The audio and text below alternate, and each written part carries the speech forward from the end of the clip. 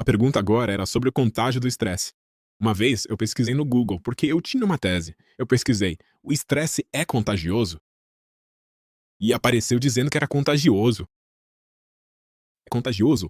Em quais circunstâncias precisamos estar atentos a esse contágio e, mais importante, como e por que ele é contagioso? Ok, eu vou te dar a resposta para isso. Mas antes, vou te fazer uma pergunta. Você já entrou em uma sala com alguém e quando você sair para aquela reunião com eles, você se sente completamente esgotado? Certo? Você. Saber. Sim, você sabe, então você conhece essa sensação. Então, vou explicar como funciona fisiologicamente. Vou começar com outra coisa para, tipo, preparar você para essa história. Você sabia que mulheres que moram juntas ou trabalham próximas umas das outras sincronizam seus ciclos menstruais em 2 ou 3 meses? É, eu descobri isso há muitos anos e isso mudou completamente minha percepção sobre tantas coisas mesmo. Porque, pra ser honesta, eu sou uma pessoa muito lógica. Eu preciso de ciência e evidências. Então eu sempre pensava em, sei lá, coisas físicas. Tipo, se eu não posso ver, não existe. Isso é. Essa tem sido, de certa forma, a minha estrutura para pensar sobre a vida. E quando ouvi falar disso, verifiquei se era verdade e descobri que era verdade. E isso quebrou a estrutura dentro da qual eu pensava. Porque se é possível que forças invisíveis estejam interagindo com nossos corpos entre mim e você, então o que mais seria possível? Eu já estou usando uma certa forma de contato visual com você para criar uma conexão emocional. Ih, rapaz, o quê? Vamos nos desviar do assunto. Você quer voltar a tomar hormônios? Que tipo de. Você tá mantendo contato visual comigo? Diga-me. Então, basicamente, Sobre os hormônios, esqueça isso. sim, vamos deixar isso de lado. É relacionado. Então, quando um bebê nasce, uma das maneiras pelas quais ele aprende quais emoções a mãe está sentindo, como ele entende suas próprias emoções, sabe, tudo o que se desenvolve ao longo do tempo. A transição da infância e adolescência para um comportamento pró-social geralmente começa com o contato visual com a mãe. No início, eles mal conseguem ver alguma coisa, apenas duas manchas, e então eles começam a entender mais sobre como pequenas mudanças nas microexpressões faciais e tal. Mas o contato visual com a mãe é extremamente importante. Então, a maioria das pessoas é destra, então elas seguram o bebê no braço esquerdo para poder usar a mão dominante para fazer outras coisas. E isso significa que, quando você olha para o seu bebê, seu olho direito está olhando para o olho esquerdo do bebê. E essa interação do nervo óptico está circulando pelo cérebro, impactando a amígdalas, de onde vêm as emoções, e criando esse ciclo de ressonância emocional. Isso faz parte de como a mãe e o bebê criam um vínculo. Então, esse contato visual do olho direito para o olho esquerdo é o contato visual mais forte de conexão que você pode ter com alguém. Agora, você pode dizer: "Ah, mas minha mãe era canhota", ou "Você pode ser canhoto". Mas sabe, se eu for arriscar a tentar criar esse vínculo com alguém, essa é estatisticamente a maneira mais provável de gerar uma boa ressonância entre vocês. Então, Você entrou aqui e começou a olhar no meu olho esquerdo. E o. esperei até a gente sentar. Te dei um abraço, você me deu um abraço, sabe? Então, todas essas pequenas coisas começam a. E sabe, a gente já riu de algumas coisas antes de entrar no ar. Essas são as coisas que criam, tipo, níveis mais altos do hormônio do vínculo, a ocitocina. Então você fica mais propenso a baixar a guarda, confiar na pessoa, correr um risco saudável. Então, como eu disse, eu sei dessas coisas, então eu vivo minha vida assim. Só quero conseguir. Certifique-se de que eu tenha isso bem claro na minha mente para que eu possa repetir para outra pessoa mais tarde. É ótimo para encontros românticos. Sim, claro que é.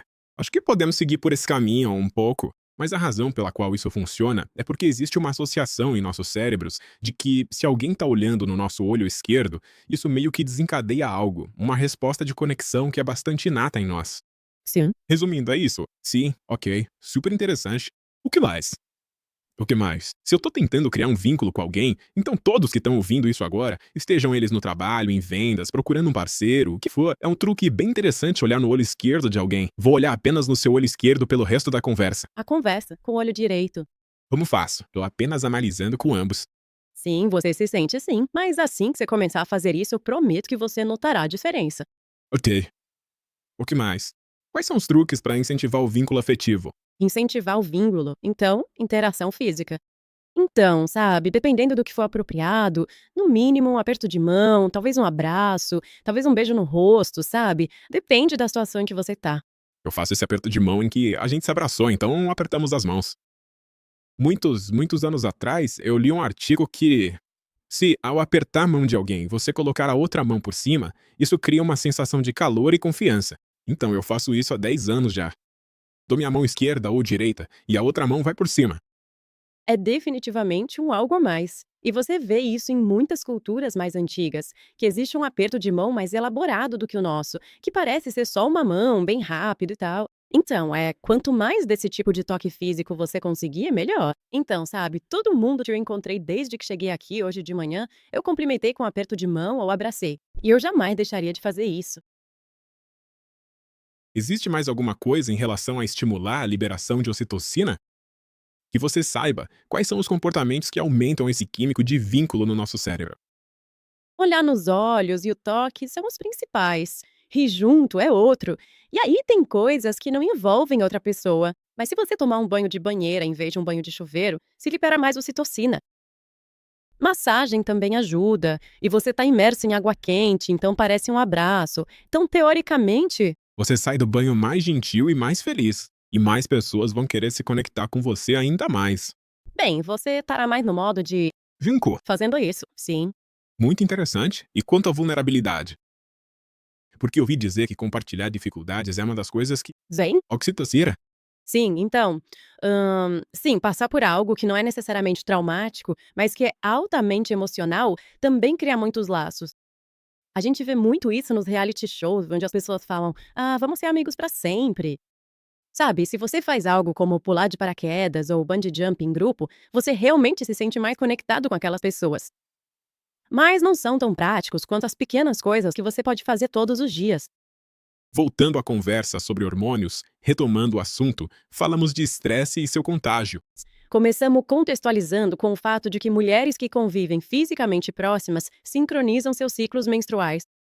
E sempre que eu quero explicar algo que é complexo, ou quando eu realmente não sei a neurociência atual, eu sempre volto para o que acontecia nos tempos antigos. Não, quando vivemos na caverna, os homens caçavam e coletavam e levavam uma vida bastante nômade. Às vezes, eles ficavam meses fora de casa. E, na verdade, se eles fossem longe o suficiente e estivessem mais próximos de outra caverna da mesma tribo, eles simplesmente ficavam por lá e nunca mais voltavam para a caverna original. Mas, na maioria das vezes, eles saíam por semanas ou meses e depois voltavam para a caverna original. E naquela época, a coisa mais fundamental e importante para a sobrevivência da espécie humana era que o macho alfa precisava passar seus genes adiante. Então, se ele fosse ficar meses longe e não pudesse, sabe? Não havia homens ali para defender as mulheres dos predadores. Talvez viesse uma era do gelo e todos morressem de frio, ou então faltasse comida. Ele precisava garantir que pelo menos 5 mulheres fossem engravidadas com seu esperma ao mesmo tempo. Assim, se houvesse escassez de comida, ou acontecesse um natimorto, aborto espontâneo ou qualquer coisa do tipo, pelo menos uma em 5 sobreviveria. Para conseguir isso, elas precisavam estar férteis ao mesmo tempo. É por isso que esse mecanismo existe. Hoje em dia, não precisamos mais desse mecanismo, mas ele ainda está programado na forma como funcionamos. Então, esses hormônios sexuais esteroides, como estrogênio e progesterona, eles vazam do nosso suor e se espalham mais ou menos até aqui ao nosso redor. E é por isso que, se você mora com outra mulher, ou se, por exemplo, se senta de frente para alguém todos os dias, então partículas de hormônio do meu suor iriam entrar, pela pele, na outra mulher. Se ela tiver a que distância, eu. Não precisam sentar juntas, se moram juntas, já interagem o bastante para isso acontecer. Ok. Então, mas Não, se vocês trabalharem juntos, se vocês trabalham juntos e sentam-se um ao lado do outro todos os dias, então isso também acontece. Então, sabe, em um escritório pequeno com tipo 6 mulheres, a sincronização menstrual vai acontecer. Curiosamente, isso é liderado pela fêmea alfa. Então, Então você pode descobrir se ainda não sabe quem é a fêmea alfa. Bom, se sabe, basicamente, digamos que meus ciclos não mudam e todo mundo fala: "Ah, minha menstruação veio mais cedo". Eu ainda não tinha menstruado, mas agora começou. Então isso provavelmente significaria que eu era fêmea alfa. como o corpo sabe quem é a fêmea alfa? Isso tem a ver com os níveis de testosterona. Por que importa quem é a fêmea alfa? Porque é importante que elas sincronizem com ela. Eu não sei se isso realmente importa. Acho que é só uma questão de fisiologia. Então, é um pouco como nas tropas de gorilas. Os níveis de estresse do gorila silverback afetam os outros gorilas mais do que gorilas que são pares entre si. Então, nós temos uma hierarquia natural, e isso deve estar relacionado à sobrevivência também. Eu era provavelmente a pessoa que o macho alfa iria engravidar primeiro. Provavelmente. Então, Todos devem se adaptar, pois quando ela transar, devem estar prontos, é. ok? E provavelmente também terá a ver com coisas como, você sabe, genes de sobrevivência. Então serão as pessoas com os genes mais resistentes. Porque é isso que você também quer transmitir. Certo, faz sentido. Extremamente resiliente. Ok. Ok, então onde estávamos? Sobre o contágio, já vimos os hormônios do ciclo menstrual. Basicamente, cortisol. É um hormônio que funciona da mesma maneira. Portanto, o cortisol é o principal hormônio do estresse. E isso não importa se você é homem ou mulher, mas importa onde você está na hierarquia da organização, como acabei de mencionar. Então, geralmente, naquela conversa que mencionei pra você, em que você entra numa sala e sai de lá se sentindo completamente esgotado, normalmente a pessoa que sai se sentindo drenada é menos sênior do que a pessoa que causou esse efeito nela. E é por isso que isso é tão crucial para a liderança. Porque seus níveis de estresse como líder, como CEO, vão ter mais impacto sobre todo mundo do que o resto das pessoas. Basicamente, somando tudo. Então, gerenciar o seu estresse é obviamente importante para você, mas também é importante em relação ao que acontece com as outras pessoas. E a primeira questão com a qual me deparei foi com CEOs e CFOs, que diziam: bom, eu não vou mostrar para eles que estou estressado. Eu não vou contar para eles o que está acontecendo com os números. Eu não vou demonstrar emoções na frente deles, e eu disse: eles ainda vão perceber. Fisiologicamente, isso vai impactá-los. Então agora você realmente precisa fazer algo a respeito. Ah, e outra coisa sobre o cortisol que é até engraçado. Bem, um dos efeitos colaterais que é até engraçado é que, como um mecanismo de sobrevivência, ele vai te ajudar a armazenar gordura ao redor do abdômen. Então, sabe, de novo, lá na caverna. Se você talvez fosse ficar sem encontrar comida por um mês, então, se tivesse gordura extra ao redor do abdômen, poderia digerir isso e sobreviver até conseguir encontrar comida. Então, com os meus clientes do setor financeiro, chegou um ponto em que, assim que eu entrava na sala, eles já levantavam a camiseta e diziam: agora você sabe como eu estive no último mês. E aí eu tive um episódio muito, muito engraçado quando estava palestrando em um banco e a assistente do CEO estava lá na plateia. E eu estava explicando que, sabe, o estresse da liderança vai descendo, mas que esse estresse pode levar a uma gordura abdominal que você não consegue eliminar. E ela gritou: então ele é o motivo de eu estar gorda? Mas, Steve, ninguém viu. De verdade. Sim, e foi aí que eu percebi. Ok, obviamente ele tá deixando todo mundo muito estressado. Nossa, ninguém riu. Por medo ou algo assim, ou simplesmente por você, porque todos eles pensaram: Sério? Era verdade. Jesus, o estresse gera gordura abdominal? Gordura abdominal difícil de eliminar. As pessoas diziam: ganhei barriga e o cinto apertou. Então comecei a comer menos, comecei a me exercitar mais e mesmo assim não consigo perder essa gordura. E aí, novamente, eu explicava que esse é o impacto do cortisol. Enquanto você continuar liberando o cortisol em excesso, nada vai mudar. Então, e como eu disse, nem mesmo se exercitar mais ou comer melhor, menos ou de forma diferente, seja lá o que for, faria essa gordura sumir. Era preciso chegar à cauda raiz. Era preciso reduzir o cortisol.